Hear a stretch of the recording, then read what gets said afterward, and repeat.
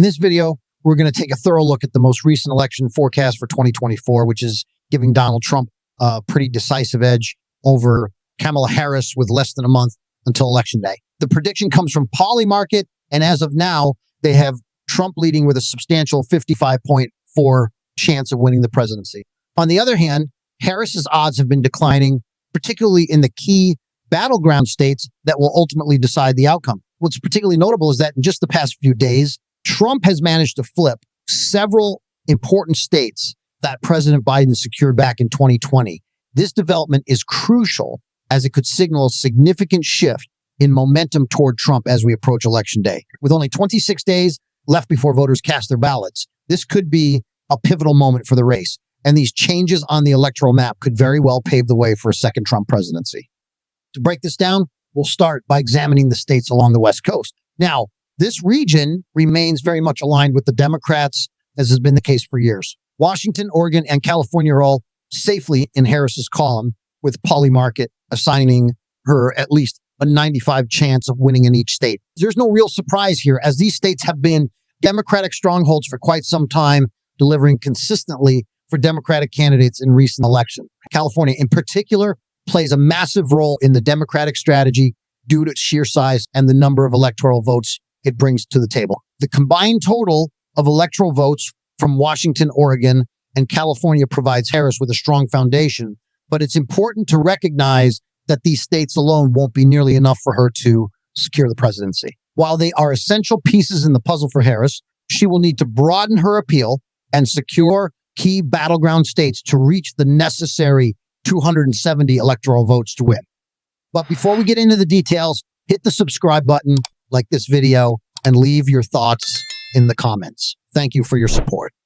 But let's shift our attention to Nevada, where the situation becomes much more precarious for Harris. Traditionally, Nevada has leaned Democratic, but this election cycle, it's shaping up to be one of the most competitive states in the country. Back in 2020, Biden carried Nevada by just over 2 percentage points. So many expected Harris to have a similarly strong showing in the state. However, things haven't been going as planned. The most recent figures from Polymarket indicate that Harris's odds of winning Nevada are razor thin, sitting at 52 with Trump right on her heels at 49. Essentially, this state is a toss-up at this point, and it's teetering on the edge. This is particularly concerning for the Harris campaign because Nevada is the only battleground state where she currently has a slight edge, and even that lead is far from solid. Polymarket still classifies Nevada as tilt blue, meaning it's technically leaning Democratic, but with such a slim margin, it could easily flip to Trump in the final days of the race. Nevada is shaping up to be a state that could come down to just a few thousand votes, so expect it to be one of the most closely watched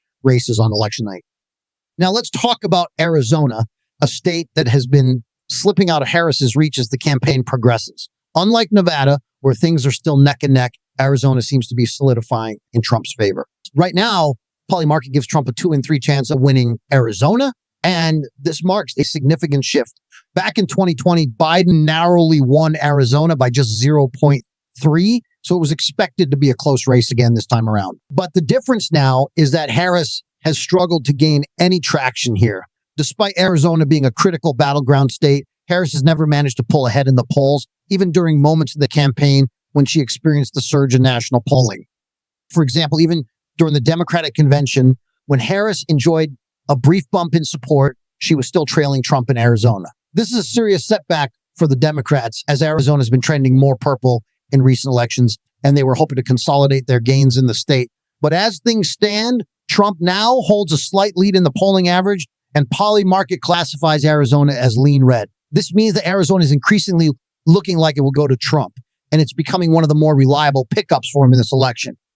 Moving on to Colorado and New Mexico, these states are far more favorable for Harris. Colorado, in particular, is considered one of the safest Democratic states in this election, with Polymarket giving Harris a 97 chance of winning there. Colorado has been trending more liberal over the years, and there's little reason to believe it will swing back to the Republicans this cycle. New Mexico, similarly, is solidly in Harris's camp with a 91 chance of going blue. There was some early speculation that the Republicans might make a play for New Mexico, especially when Joe Biden was still at the top of the Democratic ticket. But since Harris has taken over, the Democrats have regained their footing. in the state. So both Colorado and New Mexico are considered relatively safe for Harris, providing her with a solid block of electoral votes from the West. In our map, we classify Colorado as safe blue and New Mexico as likely blue, meaning that Harris should have no problem winning these states.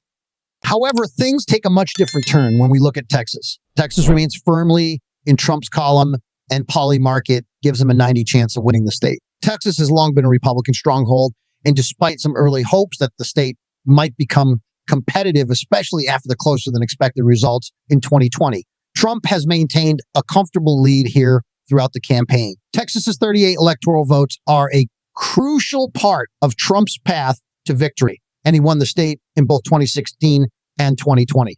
For now, there doesn't appear to be any serious threat to Trump's dominance in Texas, and the state is classified as likely Republican. It's one of the most reliable sources of electoral votes for Trump, and Harris's campaign is not expected to make any significant inroads here.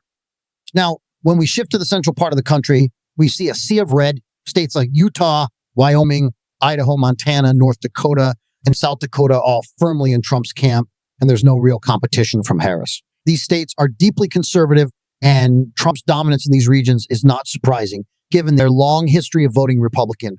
Additionally, Trump is heavily favored in Kansas and Oklahoma, both of which are expected to go red as well. In Nebraska, Trump is expected to win all but one electoral vote, which comes from the state's second congressional district. This district, which includes Omaha, is one of the few places in Nebraska where Democrats have a fighting chance, and Polly Market gives Harris an 89 chance of winning it. Alaska, too, remains solidly in Trump's corner with a 92 chance of going red, while Hawaii is safely blue. So the central and western states provide Trump with a reliable chunk of electoral votes, helping him build a solid foundation for his path to victory.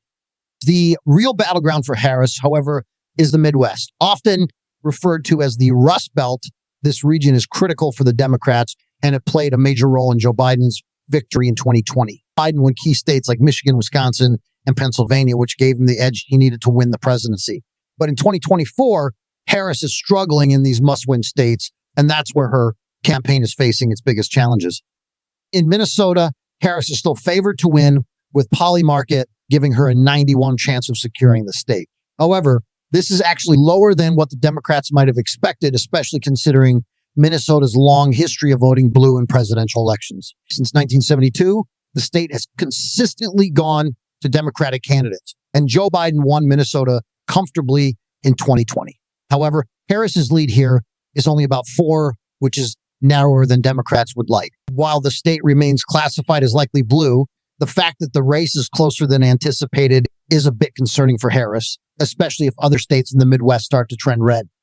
In Wisconsin, the situation is even more dire for Harris. Trump has officially flipped the state, according to Polly Market, and while the race remains incredibly tight, Trump now has a slight edge. This marks the first time that Trump has led in Wisconsin since early August, and it could be an indication that the Midwest is slipping away from the Democrats. Harris still holds a narrow lead of about 0.4 in the polling average, but recent surveys have shown a much tighter. Of the 8 new polls from Wisconsin, 3 show Trump ahead, 3 show Harris ahead, and 2 indicate a tie.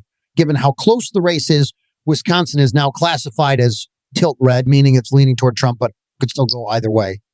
Michigan, which is typically one of the more liberal Rust Belt states, has also flipped in Trump's favor, according to the latest betting markets. In 2020, Biden won Michigan by nearly 3 percentage points, but this time around, Trump has taken a narrow lead in the polling average, sitting about 1 ahead of Harris. This is a significant development because Michigan has long been considered part of the Democrats' blue wall.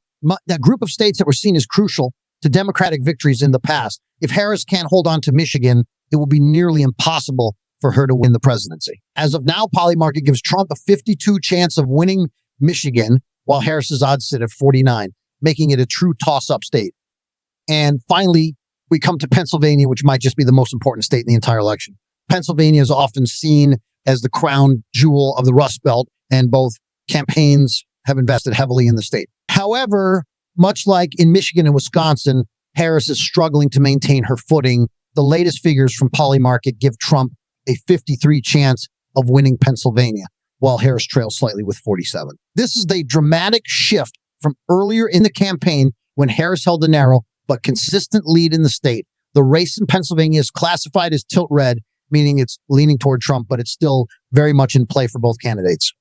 So now turning to the Great Plains, we see much of the same. States like Missouri, Arkansas, Louisiana, and others in the South remain solidly red. These are traditional Republican strongholds that have consistently voted for the GOP in presidential elections. Meanwhile, Harris is still expected to win most of the Northeast, including states like New York, Vermont, and Massachusetts. However, New Hampshire and Maine are slightly more competitive. Harris holds an 87 chance of winning New Hampshire and an 88 chance of winning Maine. Maine's 2nd congressional district, however, is expected to go to Trump, mirroring the situation in Nebraska's 2nd district. Finally, in the South, Trump continues to dominate. He holds commanding leads in states like Missouri, Arkansas, and Louisiana. Virginia is more competitive, but Harris still has a strong lead with an 89 chance of winning the state. North Carolina and Georgia are leaning toward Trump, while Florida has solidified in his favor with a 9 chance of going red.